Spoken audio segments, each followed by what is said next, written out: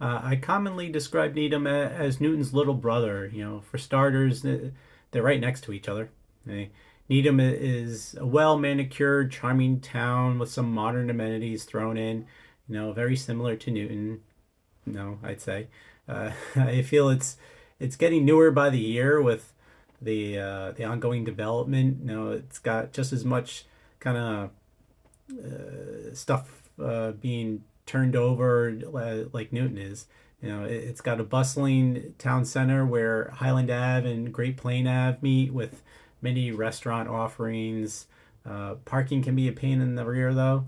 Uh, just a heads up. Blue on Highland is a popular spot. It's down the road from the town center. It's not really in the town center. I've been there a few times. It's not my favorite, but plenty of others like it. I like the farmhouse and masala art better.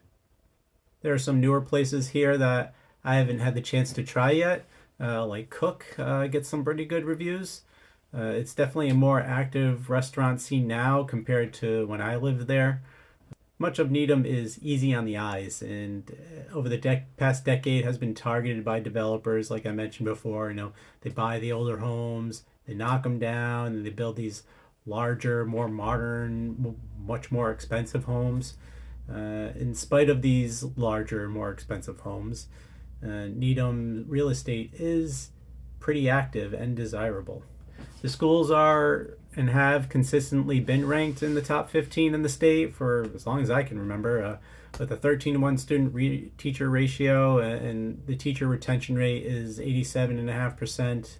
Also, they have Olin College of Engineering over on the the Wellesley border. It's consistently ranked as one of the top 5 engineering colleges in the country. There are roughly 31,000 people in Needham, and even though it's only over about 12 square miles, you really only feel the density when you're going towards the center of the town, especially the grocery stores like Sudbury Farms, Roche Brothers, Trader Joe's. That I feel like they're always packed, so that can be stressful if packed places stress you out. Needham has some nice green spaces like the Needham Town Forest, the Ridge Hill Reservation, and Red Wing Bay along the Charles River. There's Kendrick Pond too, across 95 over kind of closer to the industrial kind of corporate stuff, with some trails around it. Crossing over 95, there's that small sliver of Needham that I just mentioned, which is pretty much all industrial and corporate. Recently dubbed, gave it a phrase, Needham Crossing. They gave it a couple new off ramps off 95 and had to give it a catchy name, I guess. It's filled with corporate offices, headlined by TripAdvisor. You can see as you drive by on 95. There's Shark, Ninja, Coca-Cola. There are hotels. There's child care centers. There's swim school there, a physical therapy place, etc. NBC Boston and ABC 5 News are located in this area of Needham too. So there's a lot going on over there. Commuting to Boston with no traffic on the pike, you can be there in under a half hour. There are a lot of groups and clubs to be part of in Needham, for the youths and adults. There's the Exchange Club, which helps put on events in Needham, more than you'd think for a town of only 31,000. There's a fairly active Rotary Club. There's a women's club. There's a community theater, kind of like Walpole has. There's dancing, puzzle leagues, mini sports clubs. The Pickleball League made some news, I think it was last year or the year before, with some residents complaining about the noise of the pickleball.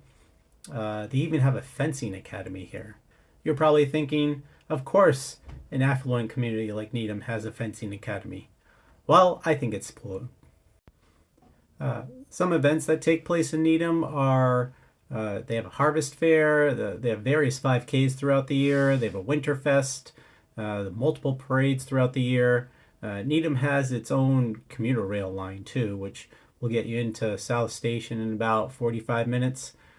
All of this has led to Needham being a very attractive and desirable place to live, like I mentioned before, which has resulted in it being a very expensive town, unfortunately. to get into, one of the most expensive in the area. Overall, if you can afford Needham, you can't go wrong choosing to live here. They still have a bowling alley, unlike other nearby towns, and they put on one of the best 4th of July fireworks shows I've ever seen.